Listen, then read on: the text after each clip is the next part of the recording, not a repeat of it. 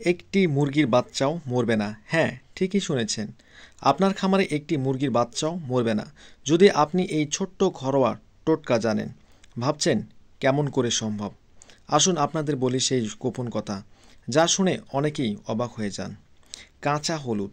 এই যে কাঁচা হলুদ আমাদের রান্নাঘরের সবচেয়ে পরিচিত একটি জিনিস। বছরের পর বছর ধরে মানুষ নিজের শরীর ভালো রাখতে এই কাঁচা হলুদ ব্যবহার করে আসছে। কিন্তু শুধু মানুষের জন্যই নয়, এই কাঁচা হলুদ আমাদের মুরগির বাচ্চাদের জন্য হতে পারে একদম স্বর্গীয় উপাদান। এতে রয়েছে প্রাকৃতিক অ্যান্টিবায়োটিক, অ্যান্টিসেপটিক উপাদান আর অ্যান্টিঅক্সিডেন্ট, যা মুরগির শরীর থেকে টক্সিন দূর করে, ক্ষতিকর জীবাণু ধ্বংস করে আর শরীরের রোগ প্রতিরোধ ক্ষমতা কয়েক গুণ বাড়িয়ে দেয়। তাহলে কাঁচা হলুদ খাওয়ালে মুরগির বাচ্চাদের কি কি উপকার হয়? ১ নম্বর, আপনার খামারের বাচ্চাগুলো সহজে অসুস্থ হবে না। ২ নম্বর, ভাইরাস, ব্যাকটেরিয়া বা ফ্যাক্সিডিসের মতো রোগ থেকে স্বাভাবিকভাবে লড়তে পারবে। ৩ নম্বর, হজম ক্ষমতা ভালো হবে, খাবার সহজে রক্তে মিশবে। ৪ নম্বর, রক্ত সঠিকভাবে পরিষ্কার হবে, ফলে বাচ্চার বৃদ্ধি হবে দ্রুত। আর সবচেয়ে বড় কথা, মরার হার একেবারে শূন্যের কাছাকাছি চলে আসবেন।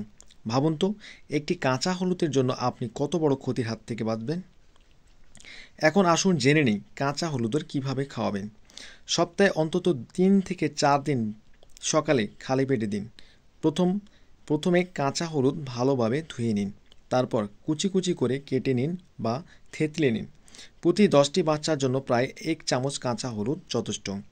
এবার সেটি অল্প পানিতে মিশিয়ে মিশ্রণ তৈরি করুন। ফিডের সাথে মিশিয়ে দিন অথবা আলাদা করে ছোট পাত্রে দিন। খুব ছোট বাচ্চা হলে 7 দিন পর থেকেই অল্প অল্প করে খাওয়ানো শুরু করুন। তবে খেয়াল রাখবেন, প্রথমবার দিলে অনেকে খেতে চায় না। ধীরে ধীরে অভ্যস্ত করুন। বড় মুরগির ক্ষেত্রে এই কাঁচা হলুদ সমান কার্যকর। আপনার খাঁচা সবসময় শুকনো রাখুন।